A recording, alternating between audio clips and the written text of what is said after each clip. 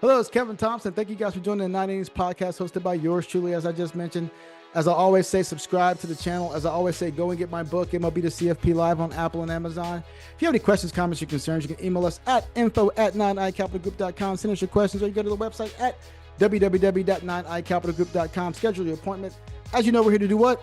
Educate, empower, and engage. And today we're here to educate you on social media, empower you around the issues people are having with social media, and engage you in regards to the constitutionality around social media.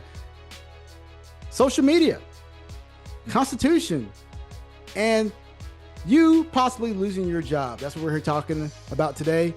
The slippery slope. Let's get it.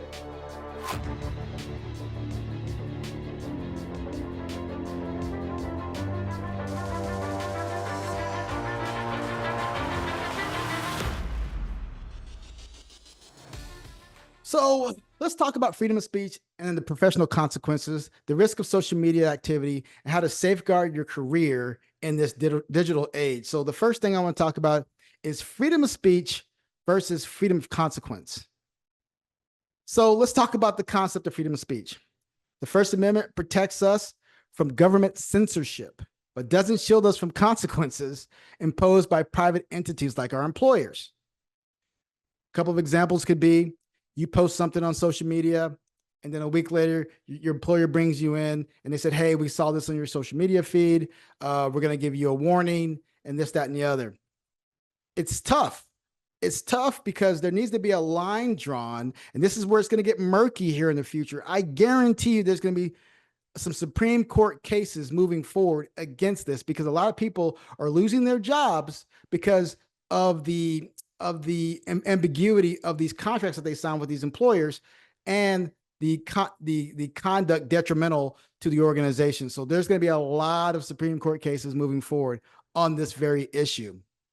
But the analysis around this is going to be, while we're having the right to express our opinions, companies also have the right to maintain their reputation and workplace harmony, leading to tough decisions regarding employees regarding their online behavior. So it's important to understand what all this actually means, understanding, reading your contracts, understanding what the boundaries are, because I know it can be very ambiguous at times, but it's just not clear at the moment on what those lines are and where the lines are drawn, because the company can actually remove you from your employment based on what they deem unethical behavior. So let's talk about part two, the fine line. What is acceptable? So where is the fine line? What differentiates a harmless post? One could be that could cost you your job, one that can be innocuous in nature. So here's the gray area. Posts that may seem innocuous to one person can be offensive to another. This subjectivity makes it challenging to draw clear boundaries. So as first, you have to read your company policies. Many company policies have social media policies in place, but these are often broad and open to interpretation.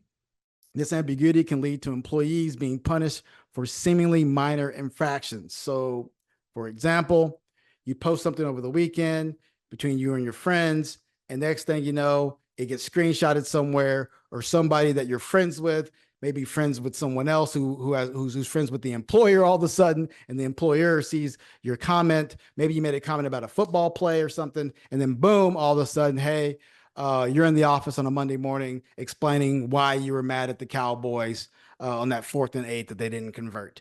It's all these types of things that you have to be on the lookout for. And again, this current environment we're in is very, very tricky. We have to watch ourselves and what we put on social media and how we interact with social media.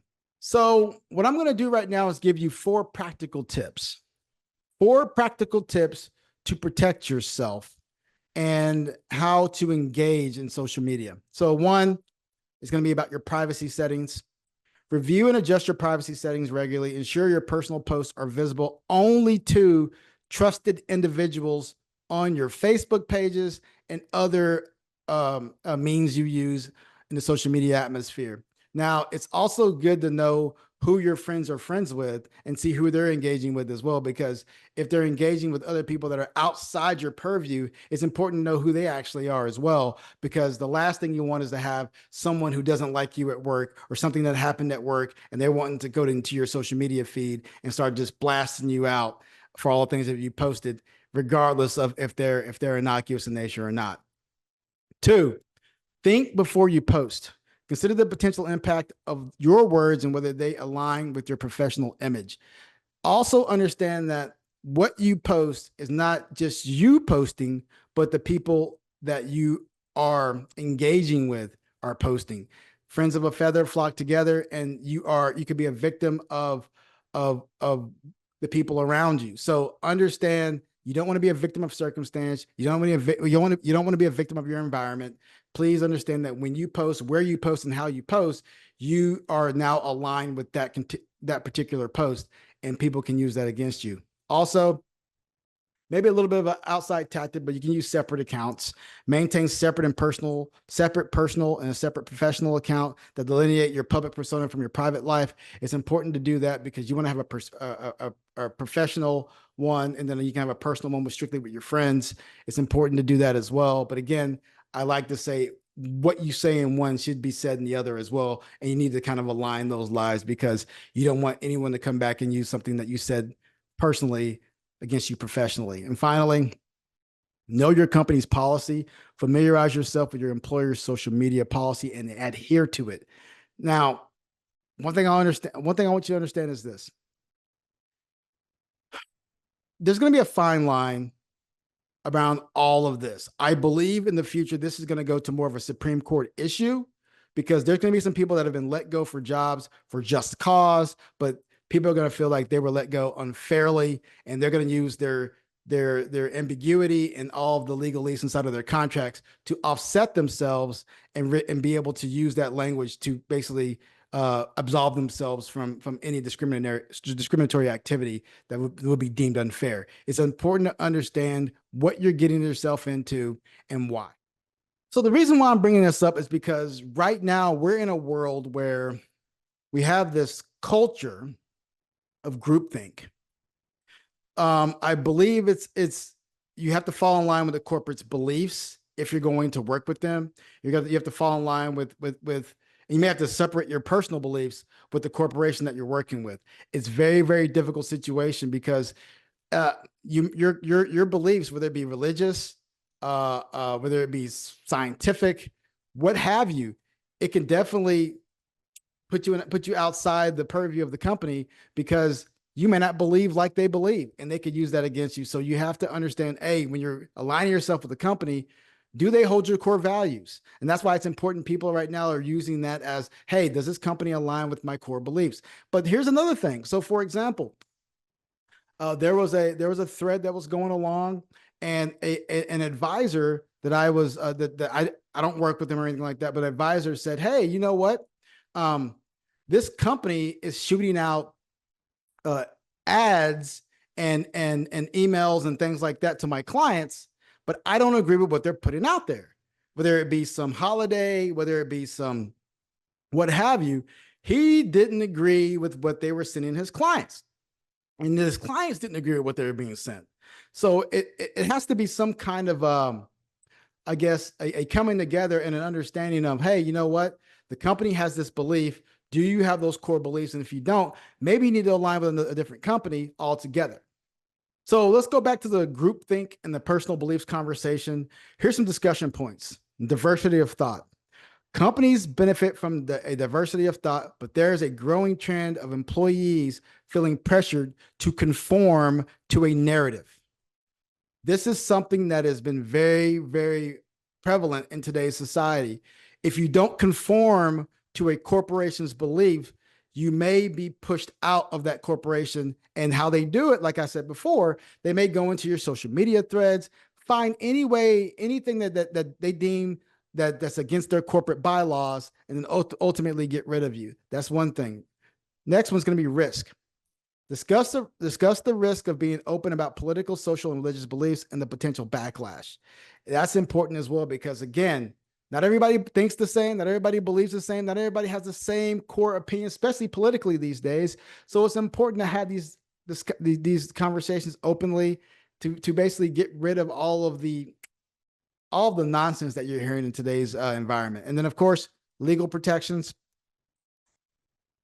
There's limited protections available, and they need for clear boundaries between personal beliefs and professional beliefs has to be drawn. There has to be some protections, not only just for the company, which again, right now the company holds all the cards in regards to legal protections, but it also needs to be some legal protections for the individual moving forward. And like I said before, there will be some Supreme Court cases moving forward. I guarantee you involving this because this is becoming a common occurrence in our society where companies are using social media and companies are finding any way to get rid of good people just because of one bad instance or one instance that's deemed to be bad on social media.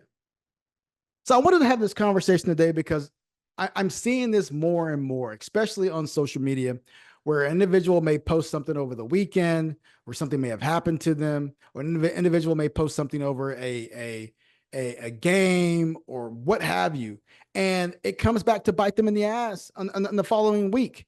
And my question about this is, where is the line? Where is the line? There has to be a clear line drawn. If the line is drawn saying that, hey, you work for company X, here are the rules, and if you go beyond those rules, then these are the repercussions. That's fine by me. But what you can't do as a corporation is use those rules, however broad they may be, and interpret them your own way to be able to move or to get rid of someone because they may have said something or their beliefs don't align with yours. Especially with religion, especially with political beliefs, what have you. You're seeing this more and more in our society right now, where people may not have a core belief that you have, and you basically want to separate yourselves from them because you don't want that to align with your corporation. However, the corporation can basically put information out there to your clients, especially in our world, where if you're aligned with a wirehouse or a broker dealer, they can say, hey, blah, blah, blah, blah. But you may not agree with that, but ultimately they can do that. But what if you, the individual, did that? Well, they would fire you for that. So there needs to be some lines drawn in this world, or like I did, open your own company and then ultimately build the rules around your core beliefs. And then ultimately, when you hire people, let them know, hey, you can be who you want to be. I'm okay with it. And as long as it's not necessarily berating other people or overstepping in some way, shape, or fashion, I'm on okay with that because I am a person that believes in the right to expression. I am a person that believes in the right of a person being who they are. And again, I understand all sides politically. I understand all sides religiously. I don't want to be that person that says that you can't do this because that's not what we believe in, what we stand in. So to recap this episode, I want you to understand that we're in tenuous times at this present moment. We're in an environment where you could lose your job because of one word, one ill-timed response to a meme, one comment made that's 100 comments deep in a section. You could lose your job because of social media. It's not right, but it's the world we live in today. Corporations are using this as a way to fire employees, whether it be for cause or not, because they feel, well, corporations have the upper hand at this present time in regards to pushing people out based on the narrative they want to produce. Nothing wrong with that. They're the corporation. They're basically employing you as the employee. So A, your job is either to fall in line, or B, find a place that aligns with your values. It's important to understand that. So the recap today is going to be about understanding social media and how it can impact your life. It can impact your life because the job can be gone. It can impact your life because it can basically impact your well-being moving forward. It can impact your life because people can start seeing you a certain way. A lie can travel around the world 1,000 times before the truth is told. And that's what social media is right now. It's basically providing people the worst of it and their perception of things without even knowing the truth. And that's why when someone comes to me and says, "Hey, can you believe something happened?" I say, "Well, let me read up on it. Let me do some due diligence." And oftentimes, when you do some due diligence, you find out what everyone's talking about is not actually the truth. It's actually deeper than that. It's actually the same thing with these political debates. All these different things can be spun different ways, and they will absolutely spin what you're saying to fit a narrative to where they can get rid of you. It's important to understand that. So, recap: it's clear that while we have the freedom to express ourselves, we must be mindful of the consequences. By taking proactive steps, we can protect our careers while staying true to our values. Here's a call to action. I encourage you all to review your social media presence and consider these tips to safeguard your professional life. Thank you guys for tuning into the 9 Innings podcast. If you enjoyed this episode, subscribe to the channel. I'm here for you, the employee. I'm here for you, the business owner. I'm here because we're in a new environment. This environment right now is a very strange environment, and it's going to do nothing but get worse for us in the future, because freedom of speech is not freedom of consequence. Thank you guys for joining the 90s podcast. Subscribe to the channel.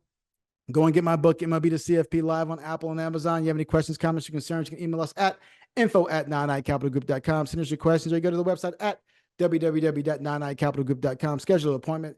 As you know, we're here to do what? Educate, empower, and engage. And we talked about social media, the Constitution, and how it impacts your job. Thank you guys again. Stay humble, stay safe. I'll see you again soon.